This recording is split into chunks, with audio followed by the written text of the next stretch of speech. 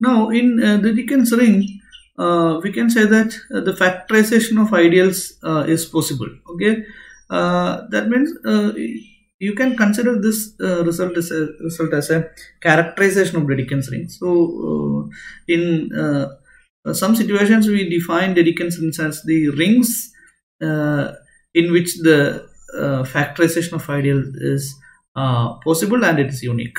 So now our next intention is to prove the factorization into ideals is unique in all the Dickens ring, in particular the ring of integers of a number field.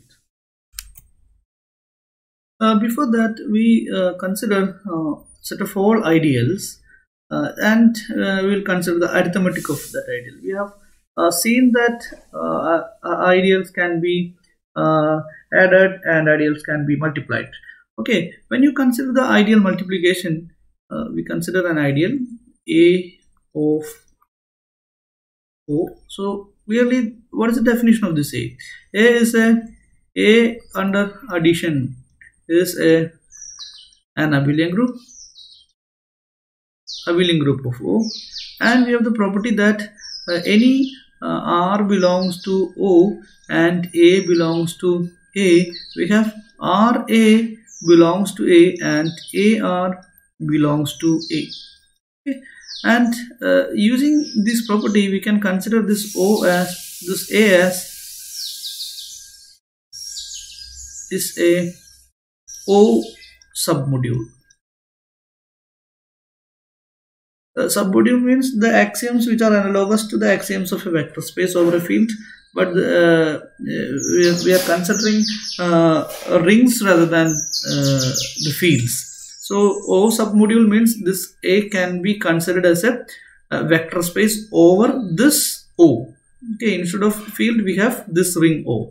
We consider two ideals A, B. We can say that A dot B is defined. What is A dot B? These are the collection of all finite sums of the form AI, BI. When you define the product like this, what is AO?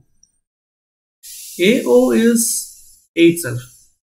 Okay, but what is AO? AO is collection of finite sums of the form AI, RI. Okay, but AI, RI is always an element of A because A is an ideal. So this is an element of A. So AO is contained in A itself. Clear? Now we can say that this AO is same as A. Obviously, the converse part is very easy to prove because O contains 1. Then if we choose any element A belongs to A, we can get A into 1 belongs to AO, that is equal to A. So A is always in A. This symbolizes A is contained in AO. So we can say that AO is same as A. Okay. So once you consider this ideal product of these two ideals, we can say that A, B into C is equal to A into B into C. Okay, using the definition of the finite sums. Now, this shows that the ideal product of ideals satisfies the associativity. And if you consider product of two ideals, we can get again an ideal. Then this set of all ideals, say F, this is a set of all ideals. A is an ideal of O. Then we can say that this F with product ideal multiplication is closed under the product, and the product is associative. And third one, O is an identity. Yeah, because AO is equal to A, that is equal to OA, because O is a commutative ring. So we can say that this structure satisfies all the conditions of a monoid. Okay, it need not be a group, but in order to prove this is a group, we need to consider, we need to elaborate this or extend this F to some other elements. Okay, because in order to get the inverse of an ideal, we need to consider some other elements. That candidate is what we called fractional ideals. Okay, if you extend our family of ideals to fractional ideal, we can get inverse for every non-zero ideal. So that will give a group structure. Consequently, we can prove ideal factorization into ideal is possible in the Dedekind ring. I think next couple of theorems shows these properties. Yes, theorem 5.1, 5.5 and theorem 5.6 shows that every non-zero ideal can be written as a product of prime ideal uniquely, and the collection of all fraction ideals give the structure of an abelian group. Now we can define fractional ideal. Fractional ideal is a O submodule with the property that there exists a non-zero C such that CA is contained in O. Okay, you can collect any O submodule. Need not be an ideal. Ideal is always a O submodule. That is trivial, but every O submodule need not be an ideal. So if you collect this O submodule of K, and if you find an element, non-zero element C belongs to O such that CA is contained in O. Okay, then we can say that this A is a fractional ideal. Okay, for example, if you consider this Q as a number field, Q is a finite extension of Q as well of degree 1. Then if you collect any R, then RA, say 1 by 2, consider 1 by 2 Z. Okay, this is nothing but set of for n by 2 such that n belongs to Z. This is 1 by 2 Z. Then you can find an element 2 belongs to Q such that this 2 times 1 by 2 is Z. Okay, this is contained in Z. Okay, this is actually Z. So we can say that for every element of this 1 by 2 Z can be multiplied by this 2 so that we can get an element of Z. So this was that this 1 by 2 is a O submodule. Okay, instead of O is Z here. So this is this 1 by 2 Z can be written as an Z module. Okay, this Z is properly contained in 1 by 2 Z, and that is properly contained in Q. Q is the number field. This is Q. Then we can say that this is a Z submodule. This Z submodule, corresponding to this Z submodule, we can get 2 belongs to this Z such that 2 into 1 by 2 Z is contained in Z.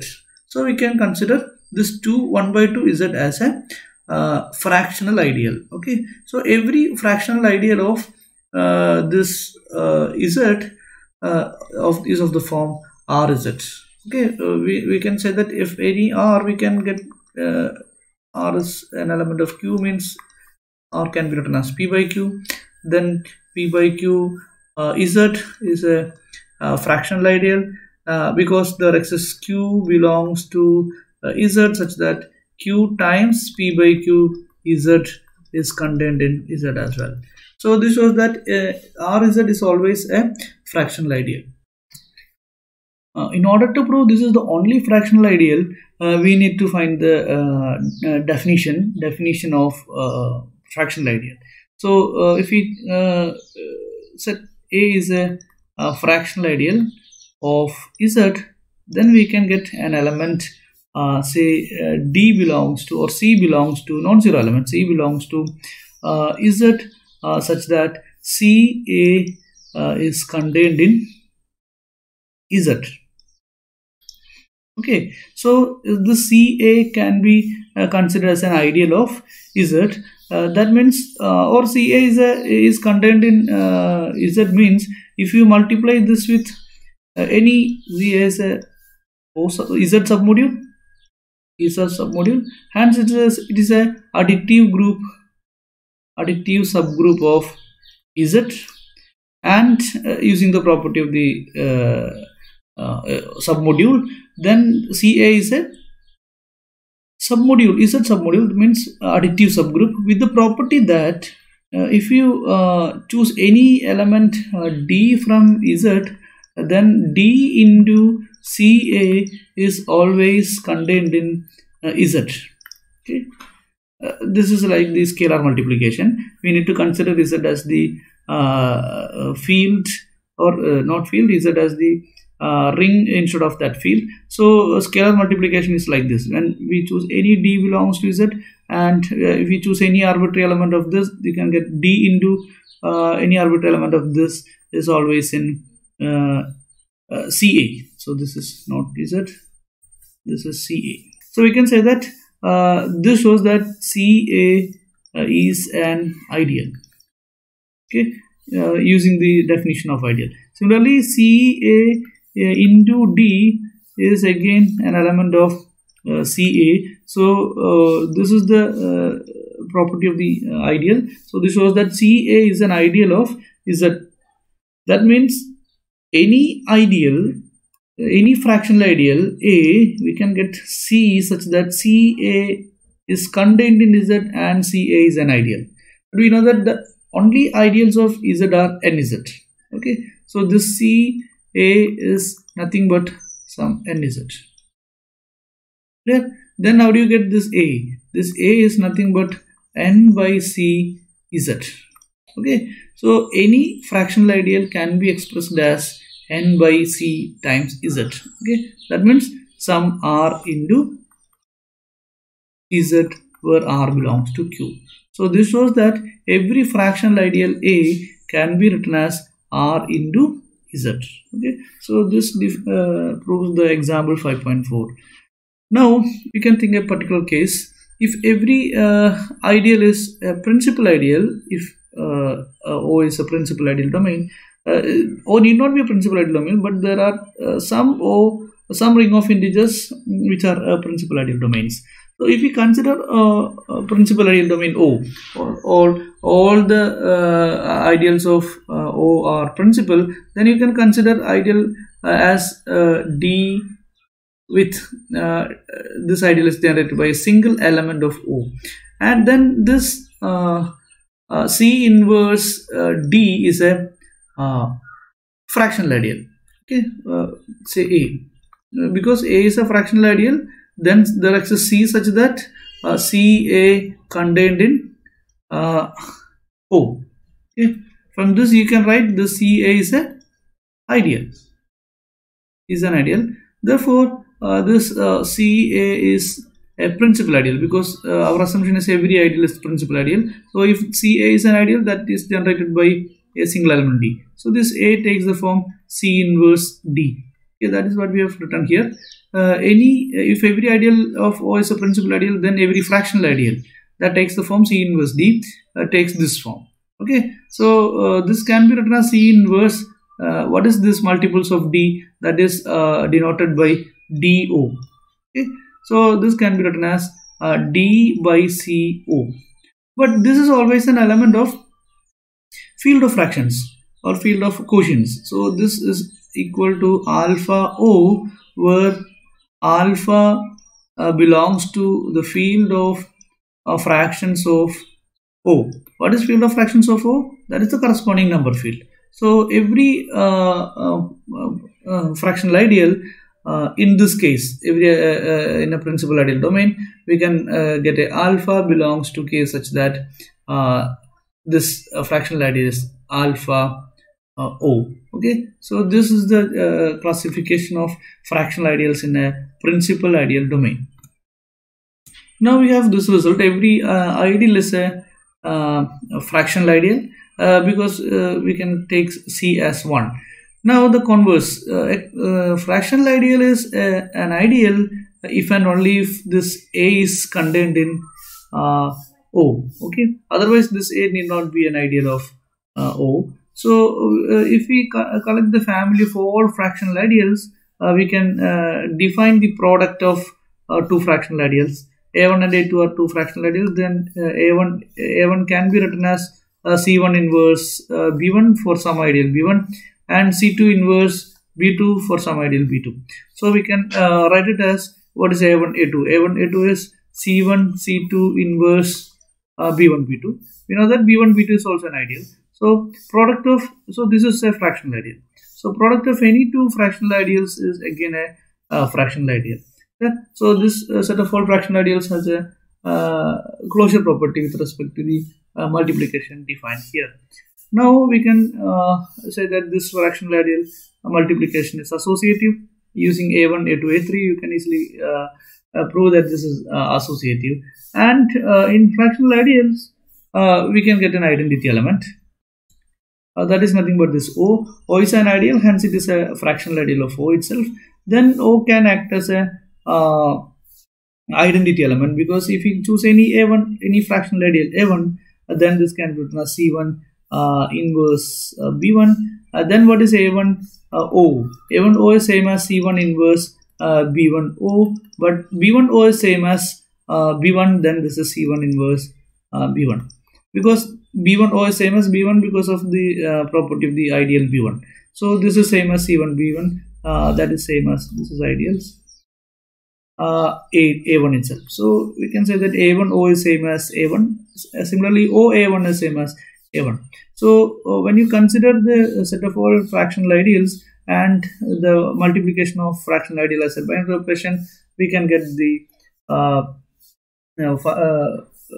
monoid structure for that collection. That means it contains identity element and the multiplication is associative and the closure properties.